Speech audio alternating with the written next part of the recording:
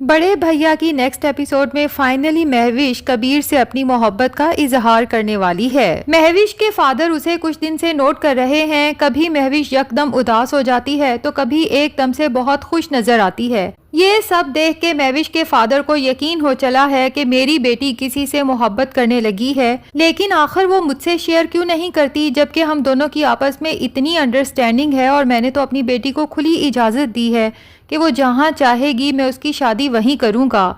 जब वो महविश से इस सिलसिले में बात करते हैं तो महविश तो साफ टाल जाती है कि बाबा मेरी शादी का ख्याल दिल से निकाल दें, क्योंकि मैं सारी ज़िंदगी आपके साथ रहना चाहती हूँ। अब महविश के फादर को यही लगता है कि शायद ये मोहब्बत एक तरफा है। मेरी बेटी जिसे चाहती है या तो उसे इस मोहब्बत के बारे में कुछ पता नहीं या फिर मेरी बेटी के जज्बात का कोई एहसास नहीं।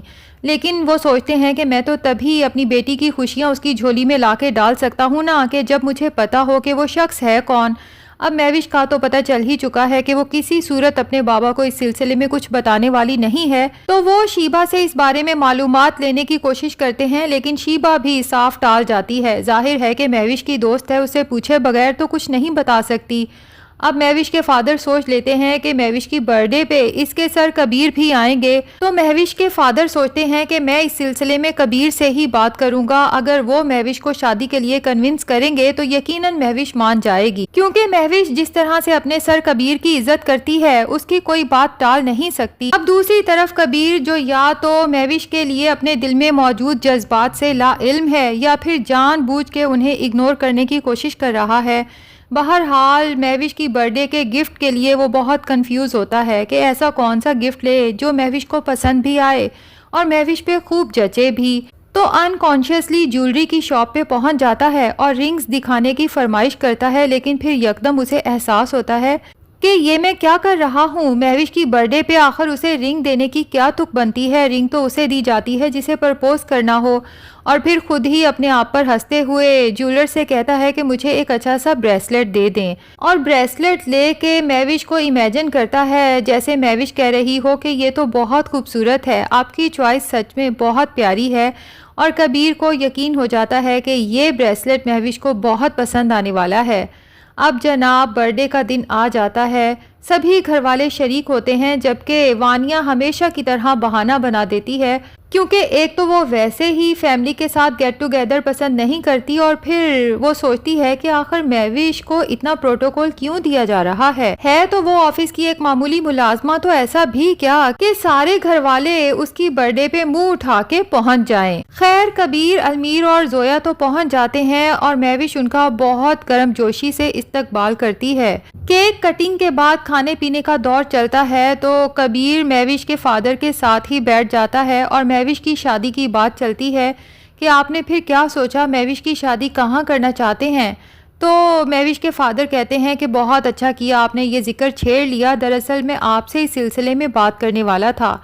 ये सुन के तो कबीर का दिल ज़ोर ज़ोर से धड़कता है कि आखिर महविश के फादर मुझसे इस सिलसिले में क्या बात करने वाले थे। लेकिन जैसे ही महविश के फादर कहते हैं कि देखें सर, मैं जानता हूँ महविश आपकी बहुत इज़्ज़त करती है और आपकी कोई बात टाल नहीं सकती। अब मुझे ऐसा लगता है जैसे मेरी बेटी किसी को पसंद करती है, लेकिन पता नहीं क्यों वो मुझे बताने से घबरा रही है। बहरहाल अगर आप उसे कन्विंस करेंगे कि अगर वो किसी को पसंद करती है तो बता दे या कम से कम शादी का फैसला कर ले, तो मुझे पूरा यकीन है कि वो आपकी बात को नहीं टालेगी। ये सुन के तो कबीर का दिल जैसे बुझ सा जाता है कि महविश के फादर मुझे बस इसी काबिल समझते हैं कि महविश मेरी इज्जत करती है और उसे शादी के लिए कन्विंस किया जा सकता है। अब मैं महविश के फादर का मान तो नहीं तोड़ सकता, और यकीनन महविश के फादर को मेरा और महविश का एज गैप भी पता है, तो मैं किस मुंह से कहूँ कि मैं आपकी बेटी को अपनाना चाहता हूँ। तो महविश के फादर को यकीन दिलाता है कि आप बेफिक्र हो जाएं, मैं महविश को कन्विंस करने की पूरी कोशिश करूँगा। और फिर महविश के लिए जो ख़ास गिफ्ट लाया था खुद जाके उसे पेश करता है। महविश तो गिफ्ट देख के बहुत एक्साइटेड होती है और कह ही देती है कि सर मानना पड़ेगा, आपकी चॉइस बहुत आला है। कबीर हसरत से महविश की तरफ देखते हुए सोचता है कि चॉइस तो मेरी तुम भी हो और यकीनन बहुत आला भी हो, लेकिन अफसोस कि मैं तुम्हें कभी बता नहीं सकूंगा। जबकि महविश कहती है कि सर इतना खूबसूरत तोहफा देने पे बस मैं आपका शुक्रिया ही अदा कर सकती हूँ, लेकिन वो नहीं कह पाऊंगी जो हमेशा से कहना चाहती थी, जिस पे कबीर महविश को इंसिस्ट करता है कि पता तो चले कि आखिर आप मुझसे क्या कहना चाहती थी। तो महविश अपने दिल की बात जुबान पे फाइनली ले ही आती है और कबीर से कहती है कि सर आप मेरे आइडियल हैं, मैं आपको बहुत पसंद करती हूँ। थोड़ी देर के लिए तो कबीर का दिल जैसे धड़कना भूल जाता है कि ये फीलिंग्स एक तरफा नहीं थी, बल्कि महविश के दिल में भी कबीर के लिए वही फीलिंग्स हैं। लेकिन फिर फौरन कबीर को महविश के फादर की बातें याद आती हैं कि कितने मान से मुझसे रिक्वेस्ट की है कि मैं महविश को शादी के लिए कन्विंस करूं।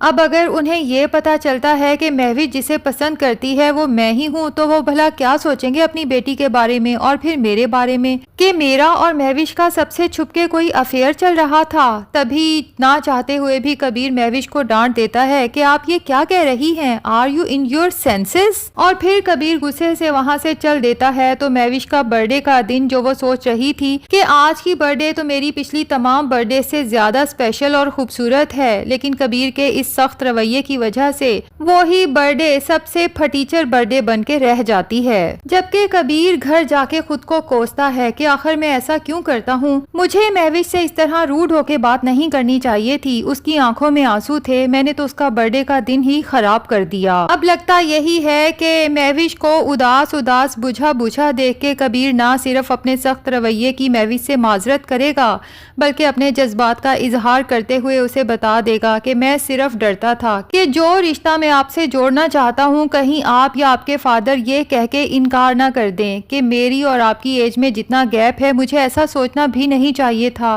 दूसरी तरफ फरी एक बार फिर शोएब के हाथों पागल बन रही है, जबकि वो जानती भी है कि शोएब जब भी मीठा बन के उससे बात करता है तो मकसद उसका सिर्फ फरी के भाई कबीर से पैसे लूटना होता है। अब चूंकि कबीर ने लास्ट चेक देते हुए शोएब को साफ कह दिया था कि इसके बाद मुझसे किसी किस्म की कोई उम्मीद मत रखना, अगर इससे तुम अपना कारोबार चमका सकते हो तो ठीक, वरना इसके बाद मैं तुम्हारी कारोबार के सिलसिले में कोई मदद नहीं करूंगा।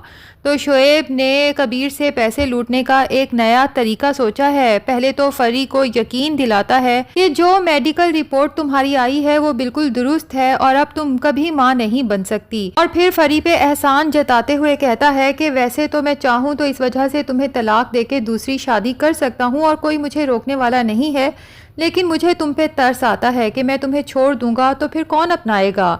तो मैंने एक बहुत ही अच्छी गायनेकोलॉजिस्ट से बात कर ली है, अगरचा ट्रीटमेंट महंगा है, लेकिन 100% यकीन है कि हम एक बार फिर माँ बाप बन सकेंगे। तो फरी शोएब से कहती है कि बस आप मुझे तलाक ना दें, बाकी आप जैसा कहेंगे मैं सब करने को तैयार हूँ, और अगर ट्रीटमेंट महंगा भी है तो फिक्र की कोई बात नहीं, मैं बड़े भैया से कहूँगी तो वो मेरे ट्रीटमेंट के लिए जितना पैसा दरकार है दे देंगे। और शोएब तो बहुत खुश हो जाता है कि फाइनली कबीर से पैसे लूटने का एक नया जाल तैयार हो चुका है। अब देखना ये है कि क्या कबीर शोएब के इस जाल में आता है या फिर अपनी बहन को ही शोएब से हमेशा के लिए आज़ादी दिलवा के किसी बेहतर जगह पे उसकी शादी का फैसला करता है। अब घर में चूंकि सब बहन भाई यही चाहते हैं कि कबीर भैया शादी कर लें ताकि उनकी ज़िंदगी में भी खुशियां आएं, लेकिन जब ये बात वानिया को पता चलेगी तो उसके तो तन बदन में जैसे आग लग जाएगी, क्योंकि वो इस घर की बड़ी बहू है और जब कबीर शादी कर लेगा तो जाहिर है कि उसका रुतबा एक दर्जे कम हो जाएगा, जो कि वानिया कभी मंजूर नहीं कर सकती। अब वो हर मुमकिन कोशिश करेगी कि कबीर की कभी शादी ना हो, और ख़ास तौर पे जब ये पता चलेगा कि कबीर महविश से शादी का ख्वाहिशमंद है तो वानिया उसे तो इस घर की बहू के रूप में कभी बर्दाश्त नहीं कर सकती। आखिर उसके मुंह पे थप्पड़ मारा था, और जब वो बड़ी भाभी बन के इस घर में आ जाएगी तो वानिया भी अच्छे से जानती है कि फिर वो वानिया का क्या हश्र करेगी। जैसा कि नाजरीन इस ड्रामे के दो विलन हैं, एक वानिया और दूसरा शोएब, तो आपको सबसे बुरा विलन इसमें से कौन सा लगता है कमेंट सेक्शन में ज़रूर बताएं। वीडियो पसंद आई है तो लाइक और चैनल को सब्सक्राइब भी ज़रूर कर दें।